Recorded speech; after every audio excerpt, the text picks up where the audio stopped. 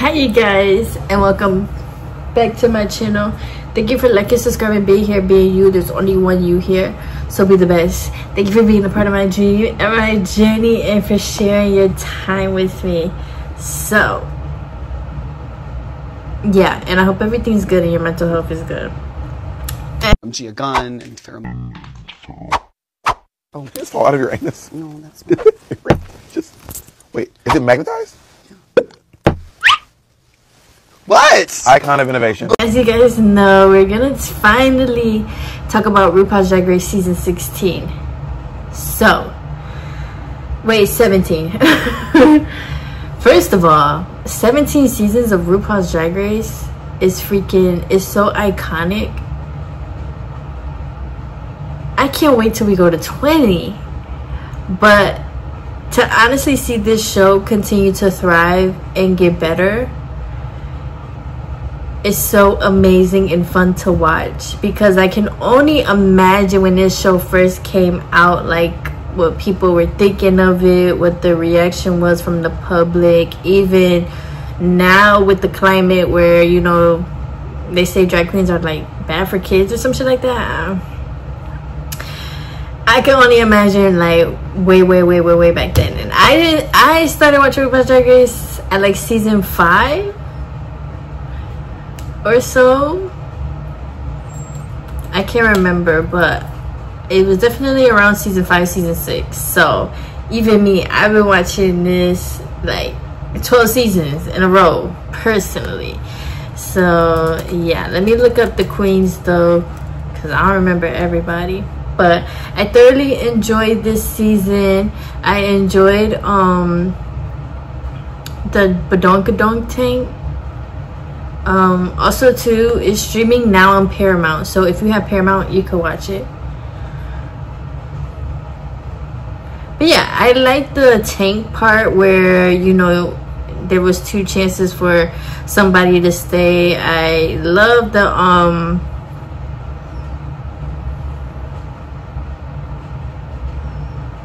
like the new stuff, basically, like, you know, because she do, like, RuPaul's Drag Race is RuPaul's Drag Race. And one thing about it though, like, RuPaul's Drag Race, the regular seasons, obviously in my opinion, to me, are better than All Stars, only because to me, you know, like, these are new queens. We've never seen these queens before. You might have seen some of them on social media and stuff, but for the most part, we've never seen these queens drag. We've never seen them compete. We've never seen them act, sing, sew, design. We've never seen them do all that stuff. So for me, it's like just a little bit more fun, because it's like, versus All Stars, it's like, you know, we already know who Ginger Minge is. We already know who, like, all these people are. Like, the only thing with All Stars though is that it's cool to watch people who obviously have already been in challenge compete against each other now, because it makes it low-key even harder, because all of them are good and know what to expect and everything like that. So yeah, obviously I do believe that Onya Nurve was definitely deserving of winning. Okay, here's the thing though, I knew she won because I looked on Instagram one day and y'all know when you go on Instagram and, like, obviously they do be like, spoiler, like, we're about to tell you who the winner is, right? And I'll just scroll past it. But then the next day when I got on Instagram, y'all know how on Instagram when you already seen the first part of the post, it switches to the second one. So I already seen the second one and I was like, oh, okay, and I was just happy a black queen won. But actually watching the fact she's only been doing drag for like 3-4 years now, she did deserve it. She did get the most wins. Bruh, that lip sync, something about her is like, when she's performing or when she's doing her drag, she's the only person you want to look at. So like, as much as Jules was given high energy, she did a good lip sync too. Onya just commands the stage. She commands the room. Like, her light, like, she's just the person you want to watch. So I was just like, wow, like, to me, she truly deserved it. Her snatch game was one of my favorite characters of all time. Eddie Murphy, that shit was funny as fuck. That shit was so fucking funny. Oh my gosh. So yeah, now let's go. Let's see, I will go through the queens and give my opinion on them, and then we'll just talk about the season moments, and because here I have the episodes too and everything like that. So yeah, let's go through the queens. Boom pow. Susie too. I like Susie. I just think one thing about Susie and Sam Star. Now Sam Star I thought was going to be in the top 2. Just because her designs and the way her drag is, you can tell it's something about these pageant queens where they do be trying to be so perfect. So, but I thought honestly she was going to be in the top 2. But both of them were so like perfect to the point that it plateaued in a sense. Like I love a queen. I love watching queens who get better. I love watching queens who open up more. But them too, it was just like you came right out the bat and then it was just plateau because you were kind of the same. And there's no problem with that. Like good drag is good drag, but so yeah. But I love Susie. After a while though, I was like, I don't really know what she's giving. Like I don't really know who she is as a person. Obviously she's a funny queen, and you know, even like Lexi Love was like intimidated by her and stuff like that. But I was just like, I don't even know who she really is as a person. You know, and Sam Star though, I feel like we got to know her more. She started opening up towards like episode like 13 or something like that, and she was actually like having fun. Then her mom came on and everything like that, so it's like, okay, I see you really are like a country pageant girl, and I see, and we can see more of your things. And but even Sam Star, like even her confessionals are very like shady but pageantry, but like perfect. I don't know, but yeah. Next, Jewel Sparkles. Jewels remind me of Gorgeous. They gonna give me the same. So when I was watching this, I kept thinking of Gorgeous. And I was like, Jewel Sparkles.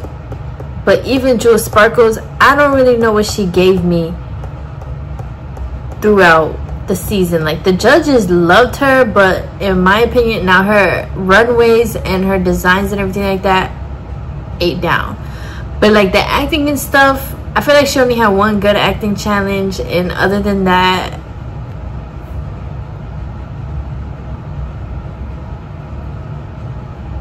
so it just, but that surprised me that she was in the top 4. I honestly thought she was gonna go home at like top 6, top 5.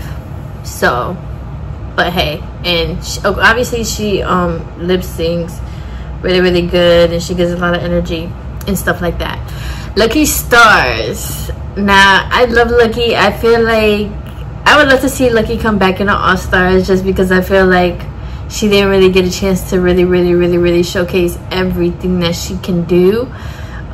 Sometimes, you know, some queens are not good at comedy, some queens are not good at acting, and some queens are not good at this. But Lucky, and the way that she did her makeup, and the way that she did like even the basketballs and the pizza and everything, that was fucking cool as fuck. So I liked her artwork basically. So I would want to see her come back on All Stars. Arrietty, same thing. I love Arrietty down. I love Arrietty. I don't know, first of all, she put that nose, the white nose, she is so pretty.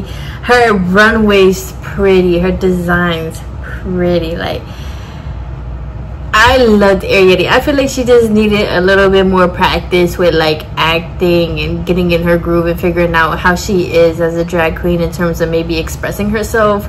But I loved Arrietty down. I loved that, and that's another queen for sure I want to see in All Stars. Lydia Collins. I kind of talked about her on All Stars because I already watched All Stars. This season, kind of same thing. I feel like she just kind of fell flat sometimes, but overall, I mean, I don't really know. With Lydia, is it personality? Like, her runways were cool, but sometimes her runways, I was like, the fuck is going on? But I feel like she's young, so maybe she just has more time to, like, once again, get to know herself as her art and everything. Joella, and in case you forgot, I forgot both. Same thing with Crystal Envy and Hormona Lisa. I ain't gonna lie, I want Hormona to go home. That first episode when she got saved, I had the same reaction as all the other queens. I was like,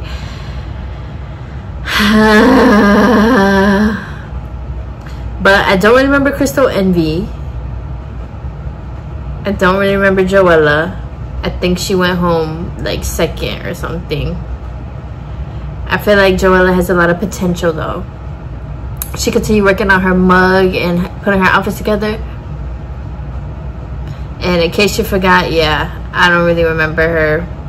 Lexi Love, I love Lexi Love. It was kind of hard to watch Lexi because at first, you know, she talked a lot about her inner saboteur. She got very, very upset with Jules over that challenge and the way she placed her. So all of that was kind of like, girl, like, you know, but then her also being so vulnerable about that mentally she is at war with herself, and she does have like an inner saboteur that, you know, don't really be on her side sometimes. That made her even more real, and it was like, damn, you know, we all can relate to that. It just kind of sucked actually seeing it, but more towards the end she started growing more, she started opening herself more, she started trusting herself, and that was fun to watch because she was actually very goofy and funny. So Lexi, I would want to come back in All Stars. So if we have Lana Del Rey and Kori King, I love them both. Same thing though, I feel like they have way more potential, and that like most of these queens I can see coming back on All Stars and being like, yeah, like I learned my job. Kori King though, she can lip sync, which surprised me at the lip sync Lollapalooza, because I was just like, I don't know Kori, I don't know, because Kori wasn't really, like, Kori was another person that I feel like I didn't really know her, and like I was rooting for her because she's black, but I didn't really know her. Like, I don't know who you are, but that lip sync Lollapalooza, yeah. So, and Lana Del Rey, very pretty, body tea, her makeup was beautiful, but definitely needs more help within the acting and comedy. Well, no, her comedy, the roast was actually funny as fuck. So, yeah. Let's see. Now I'm looking at the episodes. I did like the episode Ross Matthews versus the Ducks. I did like that challenge. And the villains roast. Well, the villains roast, it was kind of cringy to watch because obviously that's when like so much drama had happened, and then Arrietty stole Jules' jokes. Yeah, that shit was so fucking funny. That shit was messy. I was like, damn. But I was also living for it. Like, because at the end of the day too, Jules did kind of admit that she did put herself after Arrietty because she knew Arrietty wasn't that confident, and she knew Arrietty didn't do good at that. So I don't blame Arrietty. Obviously Arrietty knew the vibe, and everybody's trying to tell her like, it's not that big a deal, it's not that big a deal. But no, she knew the vibe. She was like, this is my friend, I know the vibe that she wanted to do so she can make herself look better. And yeah, she ended up stealing her jokes. So that shit was funny. I don't think I ever seen anything like that before on RuPaul's Drag Race. That shit is funny as fuck. This whole season honestly was pretty funny. It was given a lot of drama, but love. It was like love drama, like Romeo and Juliet. Like, I love you, but you getting on my nerves. Like, and that shit was funny. Even Onya Nurve and Lexi Love, when she when they spray painted her tarp and everything like that, I was like, damn. Like, I really don't think I've ever seen that before on RuPaul's Drag Race, where people was messing up each other's outfits. Even Lexi Love told was it Hormona? But she was like, she used her own jewels on that outfit. I was just like, damn, these queens, the queens this season was not playing. Every single one of them wanted the crown, and they was doing what they had to do to get to the crown. That shit was funny. I did like the Rusical too. That was pretty cool. Some of these I don't really remember. I always love the talent show part, just because I feel like that's a great way to come off the bat to show, you know, what you can do. And yeah, her Mona Lisa is her stand-up comedy, and I think that's kind of what rubbed me like go home, because like go home Rima, like, because the stand-up comedy was like, girl, what the fuck, just go on, go on. Y'all know what's crazy though? I want to see, like, in Drag Race, I want to see more of them outside. Like, I don't know if maybe they can't do that because of COVID. Have I said this before on my last Drag Race video? But I want to see them more doing outside challenges. Like, y'all remember when they used to, in the earlier seasons, they used to go outside and dig in the trash cans and then had to make couture out of that. Or they used to go outside and they would challenge them. Like, you had to get people to do these like ridiculous things, and there was actually real people like outside on Hollywood Boulevard. I would love to see more stuff like that again. Or even stuff like go out there and make like a charity or something, and whoever wins, like, you actually can donate your money to a charity or something like that. Like, I don't know. But that would definitely just be something cool to see, just to add more different challenges to it. Obviously some challenges is Drag Race, it has to be there, but you know, I feel like we see them continue to design and do ball. Oh my god, I love a ball though. When they have to do like 3 different outfits, I love a ball. The thing is though, why y'all be going on Drag Race? It's 2025 and y'all don't be knowing how to sew.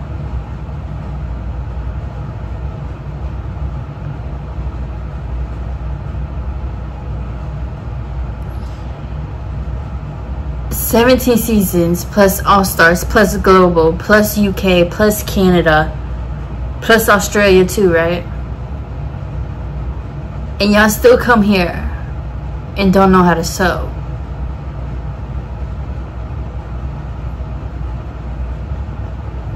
Y'all better get your asses to y'all local library or something and learn how to sew. When you send an audition tape, you need to learn how to sew, or you need to know how to sew. Like, I be at first it's like, oh, okay, like cool, because maybe you didn't know the challenges, but at this point now you know RuPaul is gonna come with a sewing challenge. So learn how to sew, y'all. Oh my gosh. And so yeah, that's all my thoughts on this season. I absolutely love this season though. I feel like it was a great group of queens. Even towards the end it got hard because I was like, I really don't know who should go, who should stay, other than Onya. It was like, I don't know who should go, who should stay. There's some people that you know, it sucks when people do have to go home early, because it's like, damn, I would have wanted to see more from you, but it is a competition. And I honestly feel like this was one of the best seasons of RuPaul's Drag Race, like, for sure.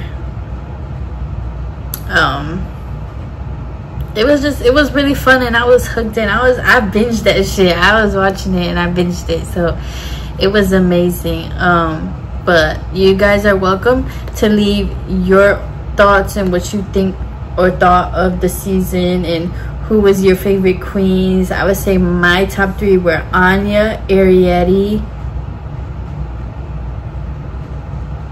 Wait, let me look. I gotta look back at the thing.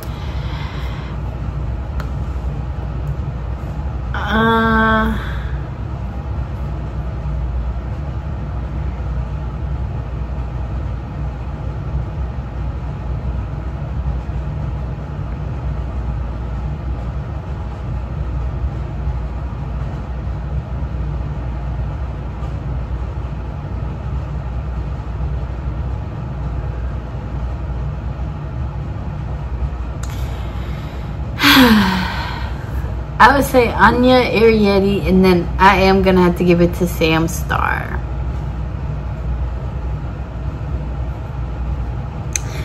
So yeah, once again though, thank you guys and RuPaul for sharing your work and your art with us as the world and as viewers. You know, it takes a lot of vulnerability and stuff to go on a competition show, be in a competition show where you just doing shit and you don't know how people gonna take it. So thank you guys for sharing your art with us and everything, and your talents and everything like that. What do I normally say at the end of my videos? Thank you again for watching, and be safe outside and hydrated. Have a fun summer. Be responsible. Take care of yourself. The whole nine. Be a good person and be kind to others. I love you guys, and I cannot wait for season 18. The team RuPaul be year-round just recording fucking Drag Race. Oh my gosh. That's why if you need a break, I'm telling you, RuPaul, I could come up there. I could come up there. Like, I got you, girl. But I'm excited to continue seeing seasons. I hope it stays on forever. And yeah, so love you guys. Bye.